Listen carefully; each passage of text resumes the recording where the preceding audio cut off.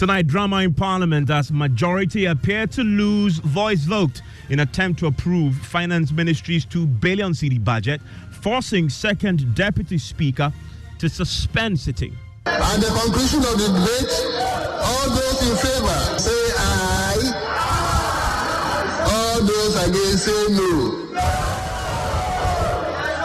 Honourable members, I'll hold on with the decision and suspend the House for 1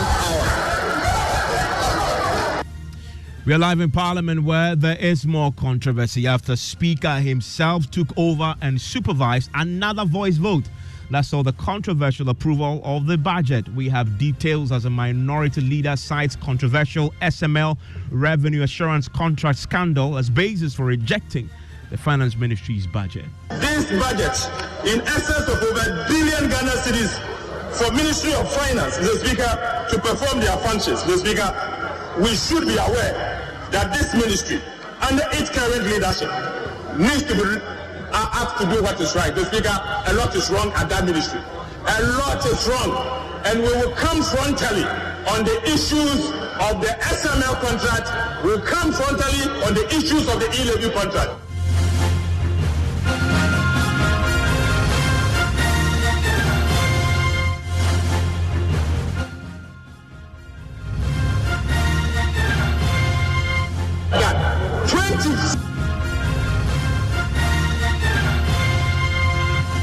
This is Top Story with Evans Mensah. And Top Story is always brought to you by Vodafone. There was drama in Parliament today when the second Deputy Speaker called for a voice vote on the Finance Ministry's 2 billion cedi budget estimate. The majority side appeared to lose a vote, forcing the second Deputy Speaker to suspend sitting. The vote followed a heated debate on the floor, with the minority side determined to reject the ministry's budget. Listen to Dr. Kaisela Tofosing, who is the minority leader. Mr. Speaker, we are aware that every foreign bank that we are taking loans from, Ghana has failed to repay both interest and principal. Mr. Speaker, we are also aware that every single individual and investor in the world, including Ghana, that has purchased our Euro bond, Mr. Speaker, as we speak, we have failed to service our debt, both interest and debt repayment. Mr. Speaker, that is why when Ministry of Finance present their budget, we need to scrutinize it. Mr. Speaker, we pay them to manage the economy of the Republic of Ghana. And so, Mr. Speaker, this motion cannot be treated like any other motion. This motion is critical and important, and every member of this House must have an opportunity to debate it. Because, Mr. Speaker, this Ministry of Finance has failed the people of Ghana. That is a fact. Mr. Speaker, let us understand. Let us understand. And Mr. Speaker, let me refer you to paragraph 5.19, sovereign rating, page 6. Mr. Speaker, the language there speaks volumes. Mr. Speaker, I read, in 2024, the ministry, in collaboration with credit rating, will conduct sovereign rating assessment to assess the credit worthiness of our country. So, Speaker, this simply means that as we speak, we are not rated at all. So they are waiting to assess the credit worthiness of our country in the year 2024. Mr. Speaker, currently we are rated junk. In fact, when it comes to international ratings, as long as our external debt is concerned, Mr. Speaker, we are rated default. And this was supervised by this ministry, by the Ministry of Finance. Mr. Speaker, default means Mr. Speaker, we can't simply pay our debt. That's what it is. That is what it is.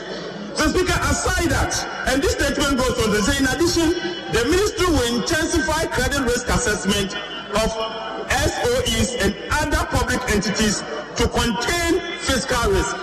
Mr. Speaker, sadly, we are yet to conduct credit risk assessment for our state-owned enterprises. Mr. Speaker, most of our state-owned enterprises, most of them, They are not credit worthy. That is what it is. That is what it is. And Mr. Speaker, we cannot treat this motion before us as if it is a normal and ordinary motion. The situation that the country is going through was supervised by the ministry responsible for finance. And so, Mr. Speaker, we should say it as it is. Well, he goes on to cite the controversial SML revenue assurance contract scandal as basis for rejecting the finance ministry's budget.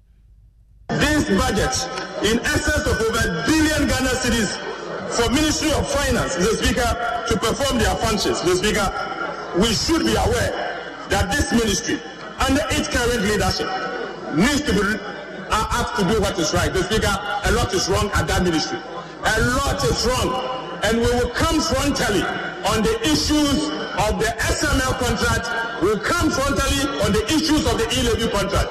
And we'll ask them, Mr. Speaker, in the coming days to account to the people of Ghana how they took taxpayers' money. 24 million every single month since 2018 for no work done. 24 million Ghana cedis since 2018 every month for no work done.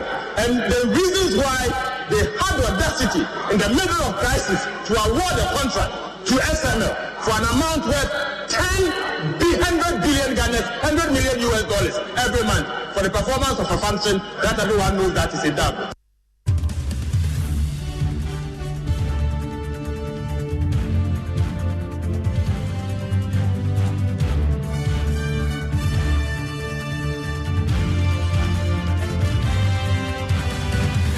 And I want to take you to Parliament now. Let me bring in my parliamentary correspondent who has been witnessing today's drama on the floor. And quickly, before we even come to this very controversial voice vote, I had in there this SML scandal was mentioned on the floor by the minority leader who was arguing why the finance ministry's budget must be rejected.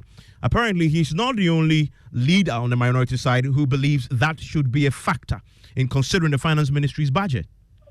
Yes, Governor Kwame Agboja made such a strong point that left to him alone, Parliament should only approve what will be used to pay salaries of staff of the Ministry of Finance, and that the budget itself should not go through because the Finance Ministry does use these amounts of money for sleazy contracts like the one they entered into with SML, which he believes is so lopsided against the state, it must be abrogated immediately.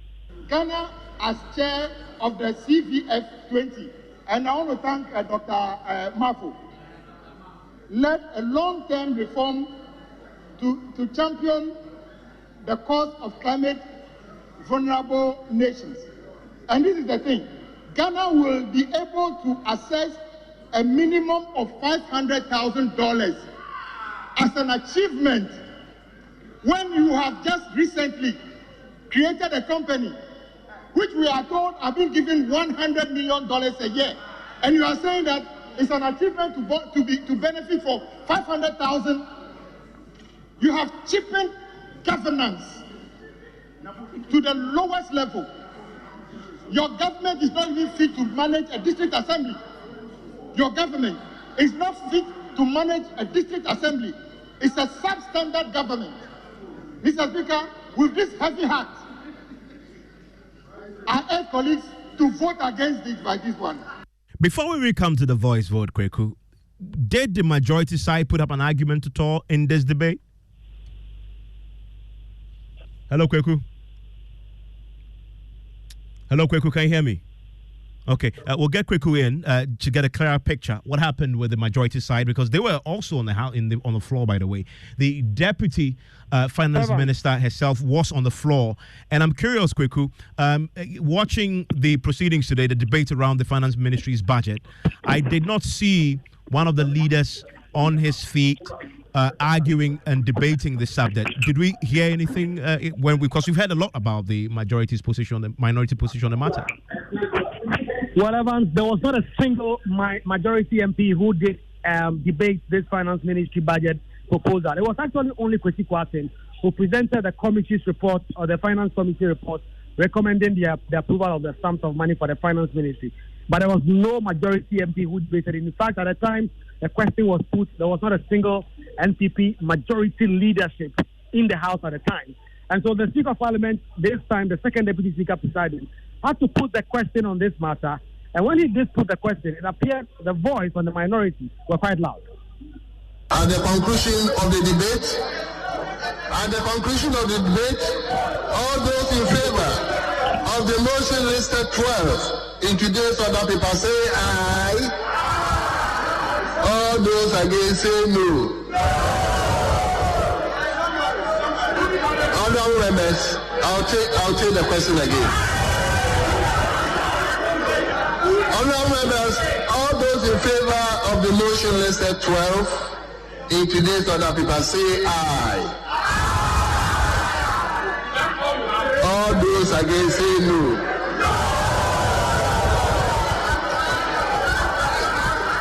Honorable members, I'll hold on with the decision and suspend the House for 1 hour.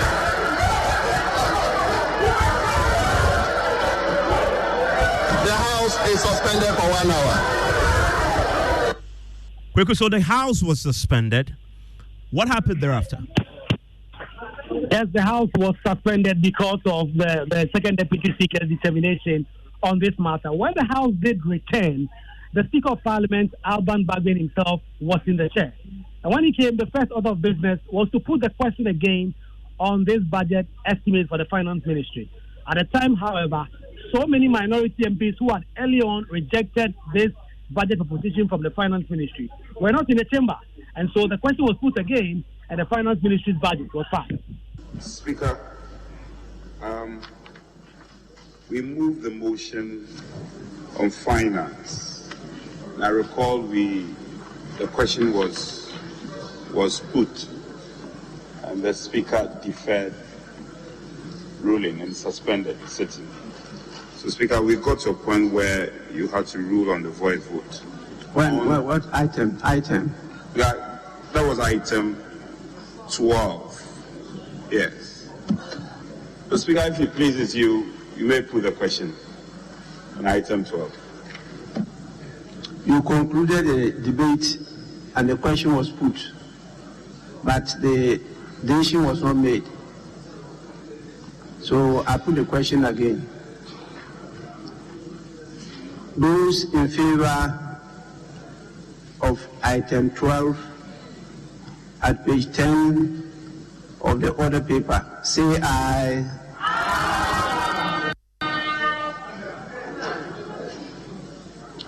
Those against, say no.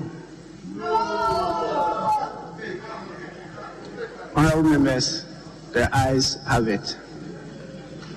The motion is carried. This House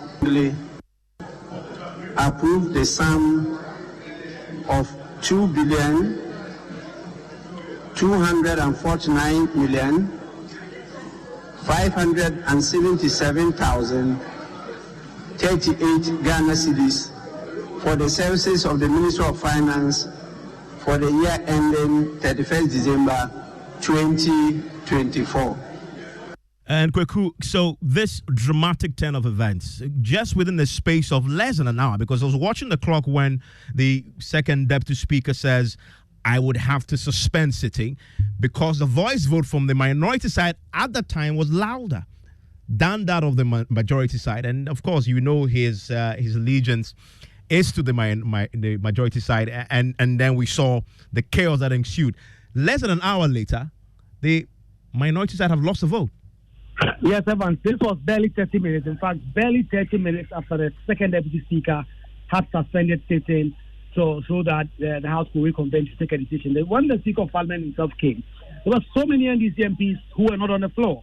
In fact, if you went to the coffee shop, there were so many of them who were in the coffee shop just adjacent the chamber. They were there. And at the coffee shop also, there's a TV screen that shows what exactly is happening on the floor of the House. So the MPs would have known that this question on the Finance Ministry's budget was going to be put, and if they were minded to so reject it, as they had done just few minutes prior, they could have come to the floor to take that decision. In fact, the minority leader and the chief whip and a few others actually had walked out of the chamber. They had gone to their offices. When the Speaker of Parliament returned, they had come in, and when you hear the voice vote, you'd have heard a few minority voices shout no, but that was not enough to reject the budget. So it was such a dramatic shift from what we had seen just 30 minutes prior. And then barely 30 minutes later, when this question was put again on the floor, after such spirited debate about why they wanted to reject the finance ministry budget because of the SML issues and all that, then all of a sudden there are very few minority MPs on the floor. No one raises any issue about calling for headcount or anything. It just passes, and then the House just moves on to consider other business. It was such a dramatic shift from what we have seen for the last 30 minutes. We're trying to get explanation from the leadership in terms of why exactly that had to happen, and if at all they meant that earlier vote to reject the budget, but none have been forthcoming.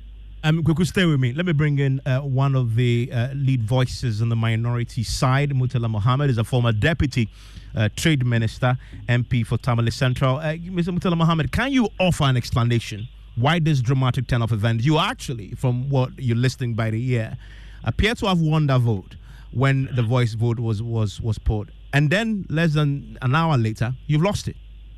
Well, Evans, let me say good evening to you and your cherished listeners. I think that question should be by the leadership of the House. The question should be answered by not just the majority leadership, but the minority leadership. They should be answering this question. But I think before I even deal on that issue, what the second deputy speaker did was something that can be described as a disregard to the standing orders of Parliament and parliamentary practices. A voice vote was done. You needed to rule on the voice vote. This business of suspending seating and then come to rule on it was a travesty of parliamentary, procedure. And for me, they have several questions to answer. If there is any danger to our democracy and the need for transparency to be done, Parliament must take the lead. Unfortunately, the actions and inactions of the legislature is embarrassing. So what the second deputy speaker needed to do after the voice vote was done, which was very clear that we rejected the budget of the Ministry of Finance, was to rule. So this idea that he was suspending seating and then come back and then rule on it, for me, was just embarrassing. Well, but Mr. Murtala, granted that he was wrong, you had a second opportunity to put this beyond doubt. No, but you were not there. Listen, Evans, we cannot discuss this issue without looking at the first wrong. And that is why I just say that is the point I want to make first. So it was wrong. But the question is, when Parliament suspends sitting, members are supposed to retire to their offices or wherever they may want to go. But you must be at the precinct of Parliament. Usually, and ask your correspondent, he will tell you, a bell will be rung. And Parliament is such that even the offices of members of Parliament, when they ring the bell, you hear the bell loud and clear in your office. The bell was not rung. The bell was not rung. So why? And in any case, when they took the voice vote and only few members were in the chamber, why didn't our leaders protest? Why didn't they? You say your leaders, you mean the minority leadership? Yes, they should have protested. What the majority did was very clear. What they did with the second deputy speaker, they knew that they lost the vote, and having lost the vote, they disregarded the procedure that is expected to be done in Parliament, disregarded the standing orders.